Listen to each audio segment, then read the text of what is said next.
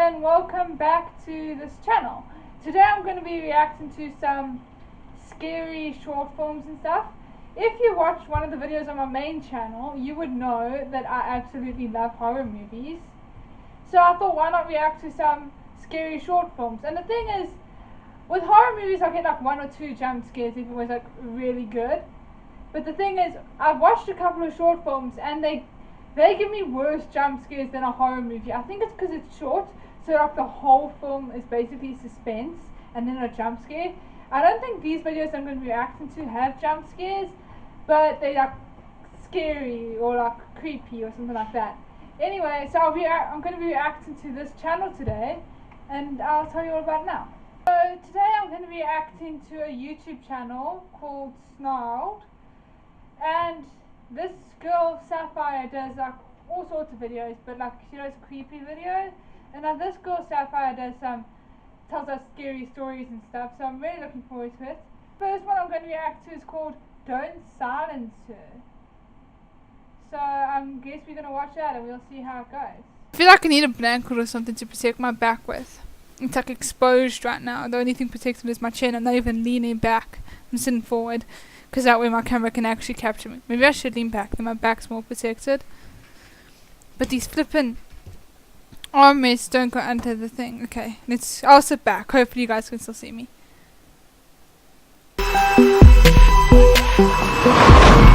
Juliana. Did you know there's a guaranteed way for me to read your scary story? Consider joining our Patreon, where I read and personally respond to a story by a storyteller member every week. Who knows? It just might make it into the show, just like today's episode, inspired by a campfire story submitted by Lewis. Lewis, you trying to scare me? There was a summer camp that was created many years ago called Sunny Summer Camp. It was originally an all-boys camp founded by a park ranger by the name of Sunny Summers. This story takes place the first year the camp became co-ed. So at orientation, Here's the problem. Don't mix boys and girls. I say that, but I went to a co-ed school. My primary school is co-ed, my secondary school is co-ed, my nursery school is co-ed. And I say, oh no, don't do co-ed stuff. Of course it only happened when it became co-ed. I think I'm gonna... Okay, let's do this. Camp leader was explaining the Mr. Summers contest that was held at the end of every camp. The boy who looked the most like the founder would win a trophy and cash prize. A red-headed girl with long braided pigtails raised her hand. "What if we open the contest to everybody this year?" she asked. "That's a great idea, Juliana," the camp leader exclaimed. "And maybe the judging criteria could be less about appearance and more about whoever shares the most qualities with Sunny Summers." Everyone around her began clapping and cheering, Woo, Juliana. except for a boy sitting a few rows behind her. His name was Dustin, and he wasn't happy with this change. He looked like the direct descendant of Sunny Summers and believed he was a guaranteed win. But now that they were changing the rules, he was worried he might not. Over the summer, his disdain for Juliana grew and grew. So, the night before the Mr. Summers contest, Dustin asked his friend Trevor to help him with a prank. He didn't give him many details, just that... Are we talking about like the pranks that are on YouTube now that actually became like abusive and stuff like that? Or is it like a proper prank, like shaving cream on your hand or something? He wanted to teach Juliana a lesson for having a big mouth. Proper. Dustin had been observing Juliana all summer and knew that she was usually the last one in her cabin because she would stay up and help the camp counselors clean. What a suck-up, Dustin thought. That's what I think So too. they hid in the nearby bushes until Juliana showed up. When she finally did, Dustin jumped in front of her and told her that one of the counselors was asking for her and motioned for her to follow them. When the three of them had walked a bit away from the cabins, Dustin pushed Juliana onto her back on the ground. The impact knocked her. See, and that's why when we go on camps, we have something called buddy system. You need a buddy with you. Every camp I've ever gone on, they believe in a buddy system. I don't go start. I still don't trust going places alone on camp, especially the main camp I place, because there's this creepy bridge you have to cross to go to the bathroom, and it terrifies me because I am the biggest wuss in the world. So This is why you need buddy system. Some guy called Dustin's gonna attack you. Out. Dustin sat on her legs and told Trevor to hold her arms down in case she. The impact knocked her out. Dustin pushed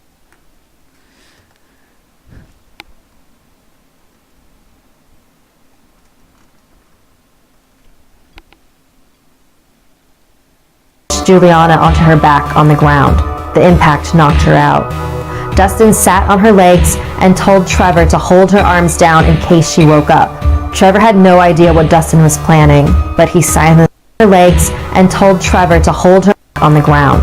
The impact knocked her out. Dustin sat onto her back on the ground.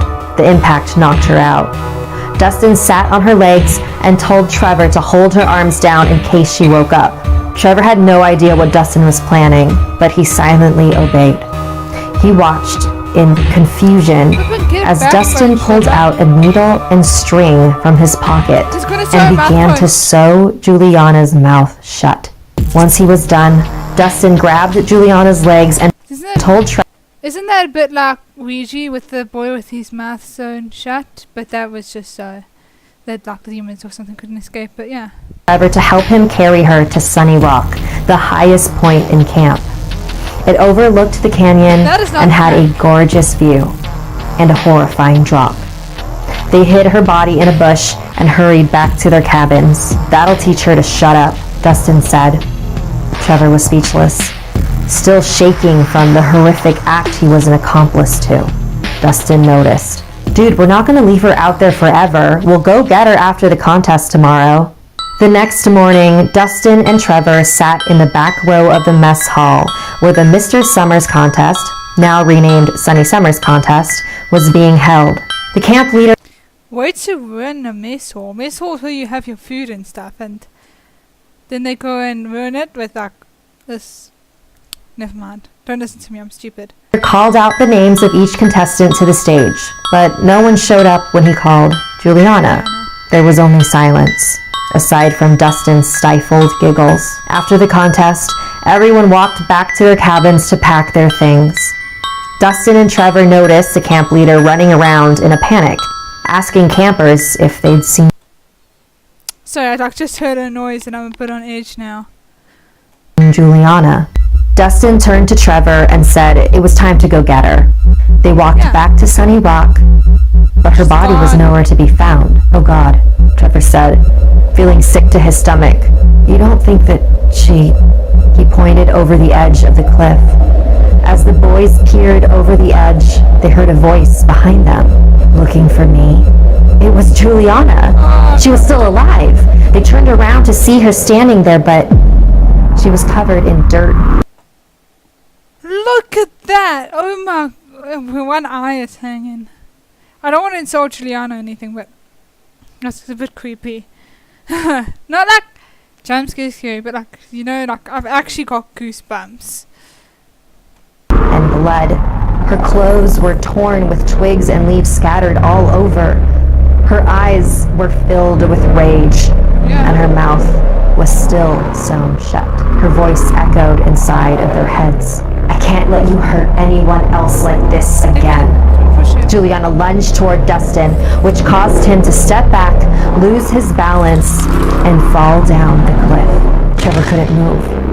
And although he quietly stood there, Juliana could hear his racing thoughts bouncing around in his mind.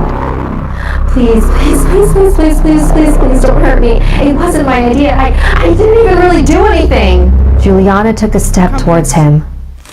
Exactly. Many years have gone by since Juliana's death.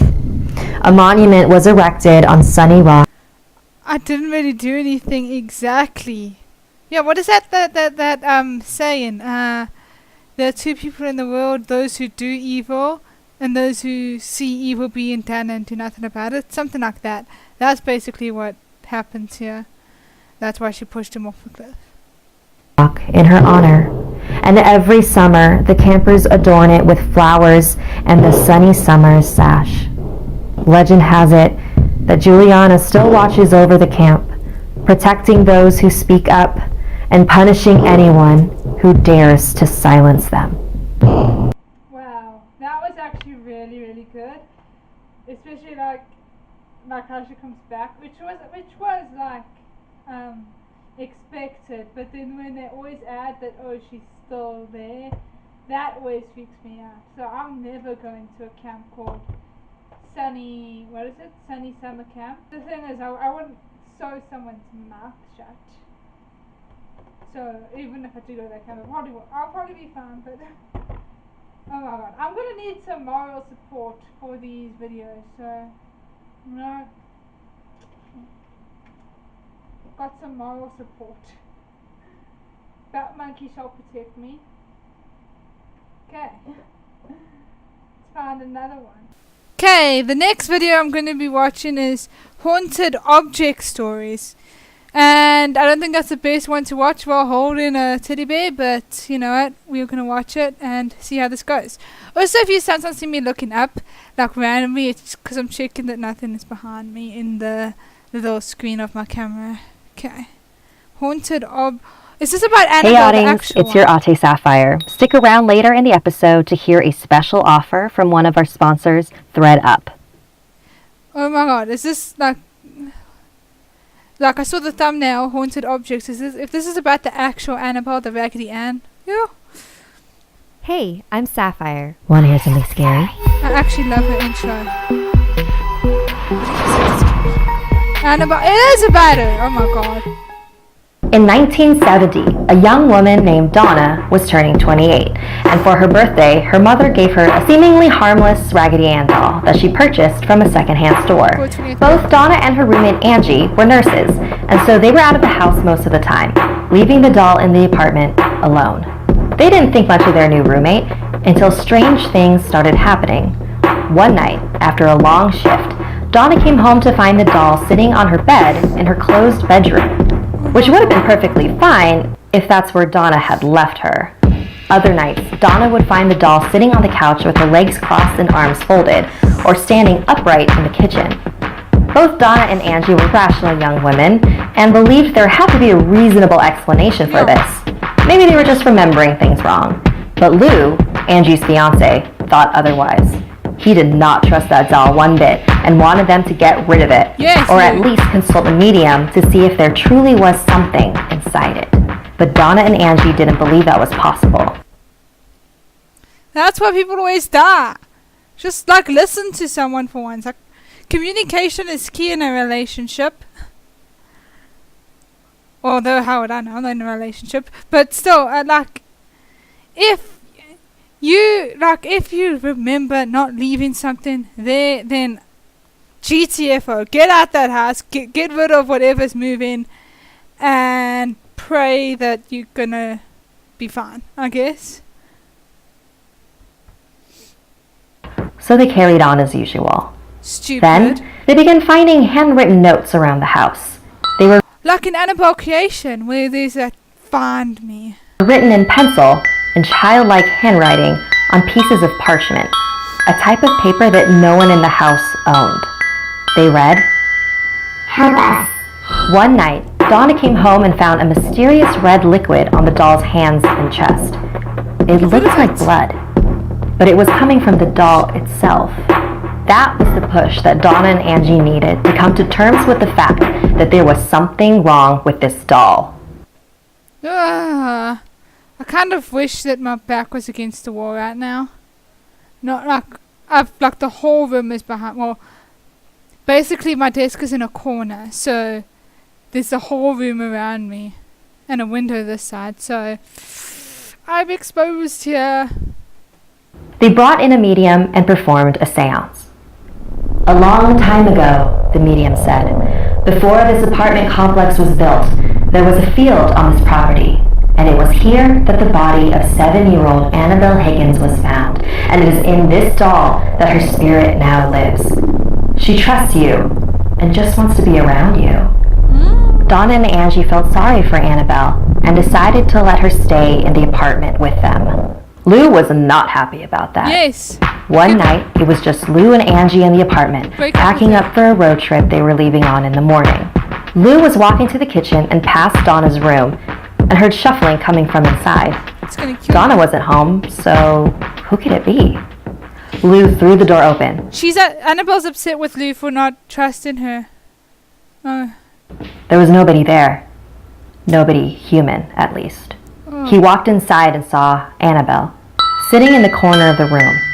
As he walked towards her, he got the burning feeling as though someone were standing behind him. That's what I'm feeling like right now, so that's not helping right now, hearing that.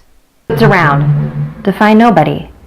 He turned back to Annabelle and felt burning again, but this time on his chest. He lifted his shirt to find 7 distinct scratch marks singed into his skin. The following morning, they called a priest, who then called Ed and Lorraine Warren, renowned demonologists. This doll is not possessed, Lorraine told Donna. Demons only possess humans. This entity was using this doll to manipulate you, moving it around the house so you would pay attention to it, then tricking a medium into telling you that it was the spirit of a harmless young girl. So, what does it want? Your soul. A priest performed an exorcism on the apartment, and the Warrens took Annabelle home with them in a bag. Knowing what this entity was capable of, they made sure to avoid the highways on their way home, since Annabelle would no doubt try to sabotage their drive. And they were right. Along the way, the car's engine continuously stalled. So, is Annabelle truly dangerous?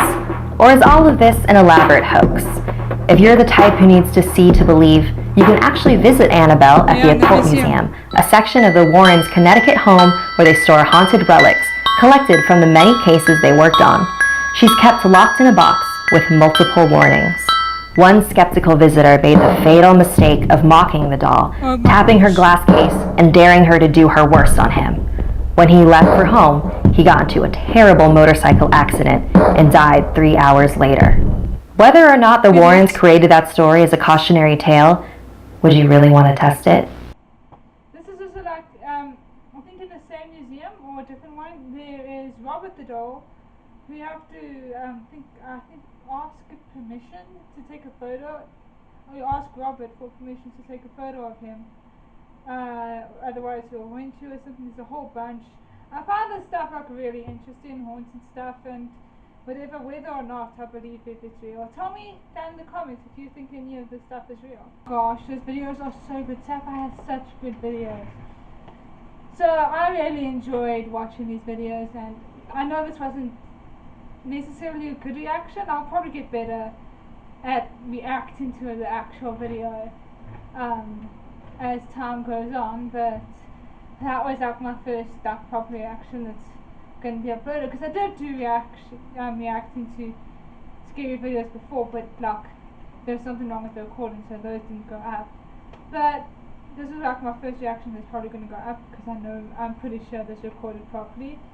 And yeah, so I think that was like really good. I love Sapphire's channel, and I've subscribed to her. I suggest if you like scary stories and stuff, you also subscribe to Snarled, that's Sapphire's channel. And yeah,